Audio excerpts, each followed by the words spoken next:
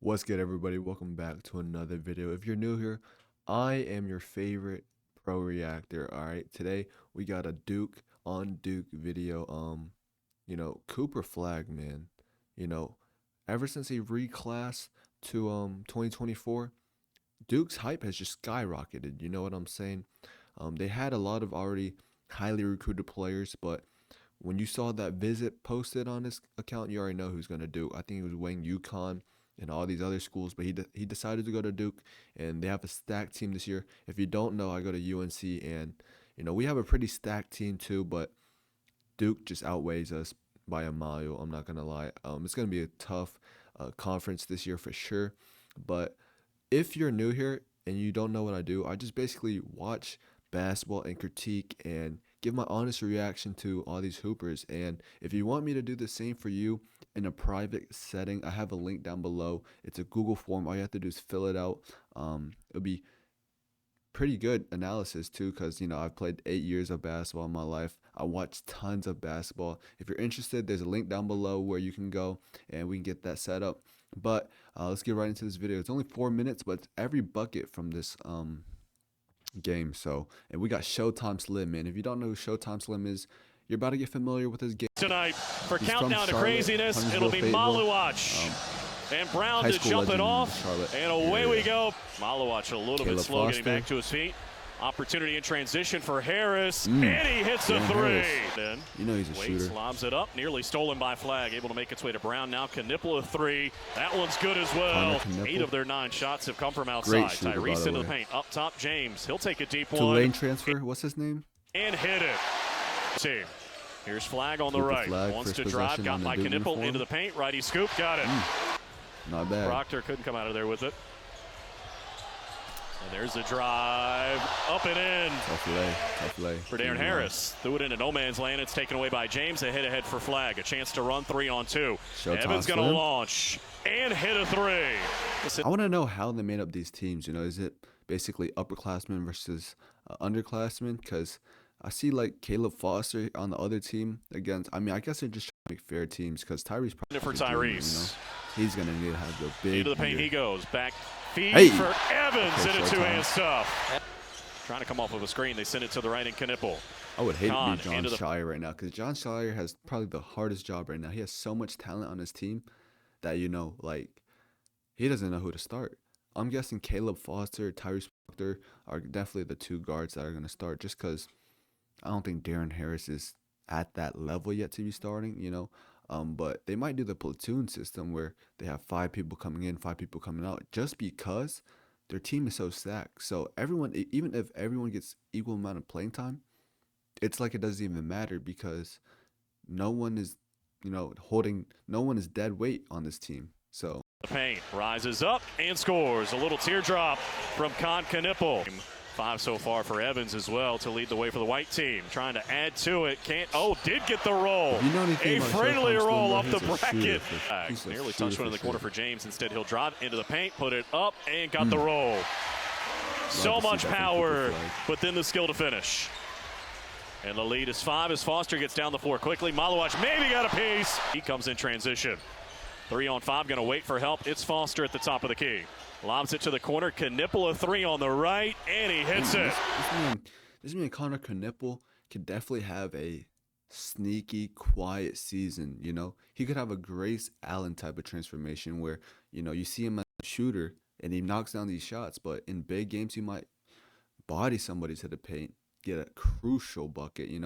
And that's the thing with this team. There's a Knipple. Brown highly ranked sends it to the right corner and Evans. Into the paint, kicks to the left. There's James. Sets the feed and hits a 3. Like Maluach, and this time Kamon wins the tap. And then the Brotherhood run against Arizona State the following Sunday. That'll be a 7 o'clock tip here, Cameron. There's Maluach. State the following Sunday. That'll be a 7 o'clock tip here, Cameron. There's Maluach. And it's things like this where Duke, they have so many good players on their team. All these 5 stars, all these returning players. But the thing is, they haven't gotten it done in 9 years. Take that in. They had Zion. They had RJ. They had Cam Reddish. That team didn't even win the NCAA tournament. See, when you bring all these highly ranked players in, It's more of how will they fit together. You can't win if everyone's gonna try to get theirs. Everyone has to gel together, and it's small things like this where chemistry has to be key dialed in so that in a big game in a tight situation everyone's on the same page. And that's why I think Duke struggles just a bit because they bring in so many players and they don't really dial in that chemistry where they honestly lack. So it's going to be important for them to just dial in their chemistry. Right to throw it down inside. And Caleb Foster out of there with it. Quick hitter inside for James, got behind the defense and lays it in. The basket, perfectly timed pass. And a quick 6-0 start for the blue team. Flagg trying to change that. Blocked by Malawach, got his own rebound though and put it back up and in. Able to score. And it's 6-2 at the other end. Oh, what a block by Brown. And a chance to run. It's Flagg with the... Now, Cooper Flagg, I really want him to expand his game for like the 3-point, you know what I'm saying? Because, we already know he's an athletic, defensive, lob threat monster like that. But he's more of a slasher. If he can develop that, stop and pop, catch and shoot, this man could be like the next KD. Honestly, I think Cooper Flagg has a higher ceiling than KD. Because if Cooper Flagg even gets stronger, this man could post people up and take them to the rack. But KD, KD is more of a mid-range, gets a spot, shoot it. Cooper Flagg can just dunk on everybody, but he doesn't have a solid shooting, regimen where he could just knock it down. I think the next step for Cooper Flagg, he has to definitely work on that jump shot. Because let's be real, does anybody respect his jump shot at the moment? Maybe, but they know him for driving. If he can improve that, he'll be a top 1 pick. Because right now, I think he's a top 5 pick. Reverse stuff. Nearly lost it on the sideline. Harris able to save it. 6 to shoot. Inside he goes. Shoot. Somebody lost a sneaker. That was Evans. Spinning up top between the legs of the dribble. Gets a nice screen from Malawach. Backs out of it. Now Kama gonna launch and bank it in.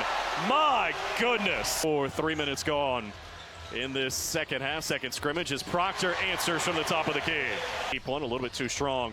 Rebound fought for. Begovic has it. A chance to reset. Caleb will take a 3. Damn, banks it in again. Must be that into the floor. On 4, gonna wait for help or push it. Finds a trailer in Malawach. To the right, there's Begovic a 3. Why not? Playing catch. Tyrese gonna wait. Shovel it off to the right. Cooper, baseline drive, got by Foster and hits. That's what I'm talking about, Coop. That just pump fake, because everyone knows, that you want to drive. But if you can develop that jump shot, you're going to be unpredictable, unguardable. It's just that we don't really see Cooper as a 3-point shooter yet. Cooper is a mid-range to driving to the basket.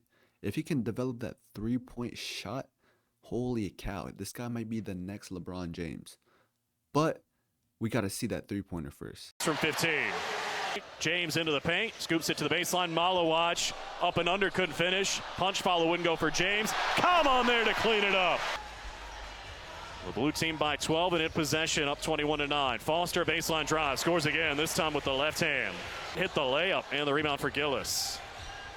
Malawach back to his feet behind the play. Here's James behind the back into the paint. Lefty scoop, high off the window, got the roll. Back to his feet. Hit the layup and the rebound for Gillis. I mean, right here, Cooper, you're trying to stop the ball. Back to his feet behind the play. Here's James behind the back into the paint. Lefty scoop. High. Let's see it again. Malawach. Yeah, right here. With the left hand. Hit the layup and the rebound. Here, you need to get on the ball or get back. You're just in the middle right here. You're not going at him. You're not backpedaling fast enough. And you get beat Here's right James here, right? behind the back into the paint. Give Lefty scoop. High. If you're gonna guard up tight, because somebody else will get the paint. But if you're gonna get to the paint, let somebody else step up, and you just got beat right there. Out the window, got the roll. Sion James. Inside that pass rejected by Tyrese. 2 to shoot. Caleb gonna have to launch and hit. My goodness, what a bucket. Scored nothing there. Left it for Tyrese. He wheels to the baseline. A couple of ball fakes and a fadeaway. Can't hit, but it came right to Brown to lay it. Tyrese Proctor and everybody else. The U.S. national team as they got ready for Paris is Brown nearly another rejection. Knocked out of the hands of James to the left. Gillis gonna try 3 and hit it. It's that Purdue transfer right there. Flagg has it quickly in transition up top for Evans. He'll take a 3, and that one's good. Hey, man, I'm excited for Showtime Evans at Duke. Here's why. This man has been a cold stone killer in high school, And when you think of Duke, what do you think about? Recently, you thought about Jared McCain. You think about all these players who've come through. No one has ever been like Showtime Slim. This man brings a different type of culture to this team. He has, when he claps his hands like this and the spit keeps falling out of his mouth, they've never had a player like Showtime Slim. All right. They've only had these Jared McCain type of players where they're playing their role, but this dude Showtime Slim, he might fucking cuss at the ref. He might cuss at his own coach. He might do all these passionate plays, passionate actions that your team needs. And I don't know if he's gonna start this year, but he's gonna be a great player in the league. Like this man's basically KD. I know First collegian since KD, 2013. it's because they're 6'9" Selected to that group, and he impressed when he was out there. He's only 17. He wasn't even a collegian yet. Foster able to lay it off the right. I want to go over and shake Caleb's hand, though, as he helped him across the way he played. Oh, my God. As FLAGG steps back and hits him. This is what I'm talking about.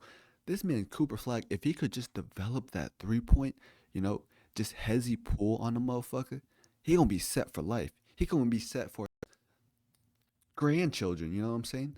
It's just his game is lacking that respect from the defender to where they need to guard him out on the three-point line. If he can just develop that three-pointer, he can hezzy, blow by, and yam on somebody. This man's a complete all-around player except his jump shot right now.